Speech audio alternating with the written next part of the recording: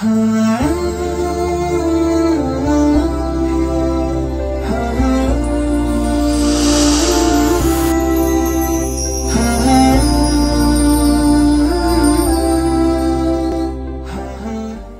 علیکم ورحمۃ اللہ وبرکاتہ۔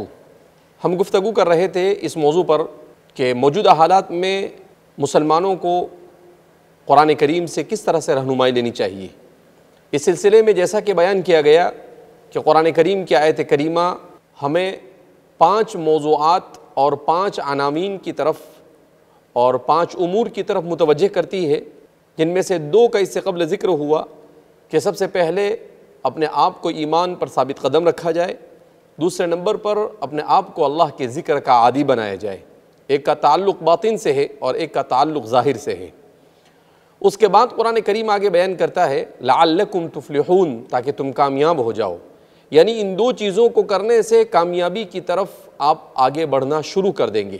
اور مزید اگر آپ کامیابی چاہتے ہیں اور اپنی کامیابی کو 4 چاند لگانا چاہتے ہیں اور ہر طرح کے حالات سے باہر نکلنا چاہتے ہیں تو قرآن کریم کہتا ہے وَأَطِيعُوا اللَّهَ وَرَسُولَهُ، اللہ اور اس کے رسول کی اطاعت کرو۔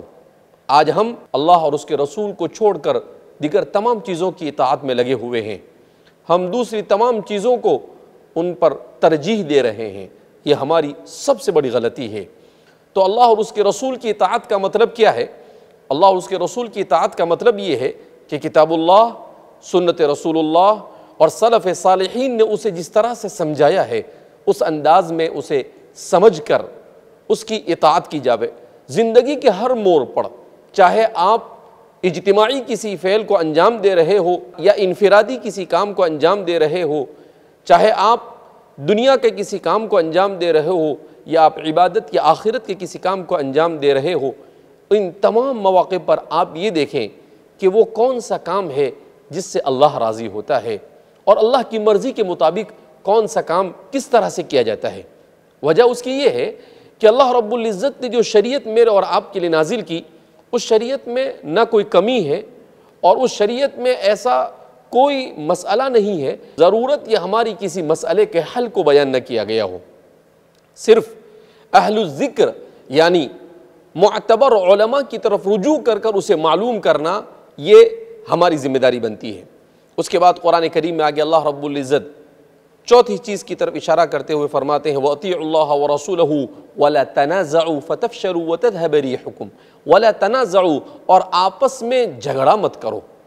یہاں پر بھی قرآن کریم کے انتخاب الفاظ کی طرف اگر ہم توجہ دیں تو قرآن کریم نے ایسا نہیں کہا وَلَا تَخْتَلِفُوا، اختلاف تو ہمارے خمیر میں ہے۔ قرآن کہتا ہے وَلَا تَنَازَعُوا، آپس میں جھگڑا نہ کرو۔ اختلاف یہ بری چیز نہیں ہے، مگر اس اختلاف کو جھگڑے میں تبدیل کر دینا یہ ہے بہت بری چیز، اور اسی کی وجہ سے امت اجتماعی اعتبار سے بہت سارے مشاکل کا دوچار اس وقت ہے کہ ہم تنازع کا شکار ہیں، ہم چھوٹی چھوٹی بات کو جھگڑے کا موضوع بنا دیتے ہیں، جبکہ اختلاف انسان دلائل کے ساتھ کرے اور اختلاف میں آداب اختلاف کی رعایت کرے تو یہ اختلاف کبھی بھی تنازع میں تبدیل نہیں ہوگا۔ اختلاف کی وجہ یہ ہماری اپنی غرض نہیں ہونی چاہیے، بلکہ اختلاف کی وجہ وہ ہونی چاہیے جو ہمیں کتاب و سنت کے اصول کی روشنی میں سمجھ میں آ رہی ہو۔ تو وہ اگر اختلاف کی بنیاد ہے تو ادب اختلاف کے ساتھ ہم اختلاف کر سکتے ہیں، مگر جھگڑے کی کوئی گنجائش نہیں ہے اور آپس میں حسد میں مبتلا ہونے کی کوئی گنجائش ہماری شریعت نہیں عطا کرتی ہے۔ لہذا قرآن آگے کہتا ہے وَلَا تَنَازَعُوا فَتَفْشَلُوا، کہ اگر تم آپس میں جھگڑنے لگ جاؤ گے تو کیا ہوگا؟ تفشلوا، تم پھسل جاؤ گے، وَتَذْهَبَ رِيحُكُمْ، اور تمہاری ہوا اکھڑ جائے گی۔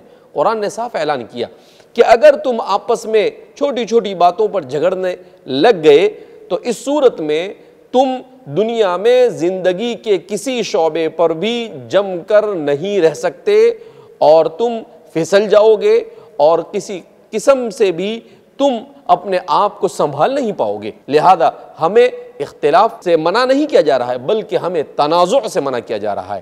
اور آخری بات جس کی طرف قرآن کریم نے توجہ دی وہ ہے قرآن میں اللہ فرماتے ہیں وَاصْبِرُوا إِنَّ اللَّهَ مَعَ الصَّابِرِينَ، اور تم صبر کرو، اللہ صبر کرنے والوں کے ساتھ ہے۔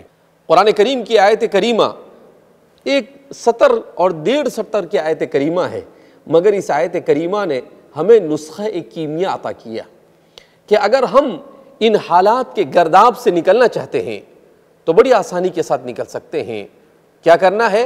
ایمان پر ثابت قدم ہو جانا ہے، اللہ کے ذکر کا عادی ہونا ہے، اور اس کے بعد اللہ اور اس کے رسول کی اطاعت کرنا ہے، اور اس کے بعد آپس میں تنازع سے بچنا ہے، اور قرآن کریم نے آخر میں کہا صبر سے کام لینا ہے کہ چھوٹے چھوٹے مسئلے کو ہمیں بڑا ایشو نہیں بنانا ہے، بلکہ کتاب و سنت کی روشنی میں جہاں پر جس طرح سے صبر کا حکم دیا گیا اسی طریقے سے ہمیں صبر کرنا ہے۔ قرآن کریم کی آیت کریمہ ہمیں حالات کے گرداب سے نکلنے کی کتنی بہترین رہنمائی کرتی ہے۔ اللہ رب العزت مجھے اور آپ کو اس آیت کریمہ پر عمل کرنے کی توفیق مرحمت فرمائے، اور ہر طرح کے تنازع سے، بے صبری سے، آپسی اختلاف سے، اور ہر طرح کے ضلالت اور گمراہی سے اللہ ہماری حفاظت فرمائے۔ اللہ ہم سے راضی ہو جائے، ایسے اعمال کی توفیق مرحمت فرمائے۔ والسلام علیکم ورحمۃ اللہ وبرکاتہ۔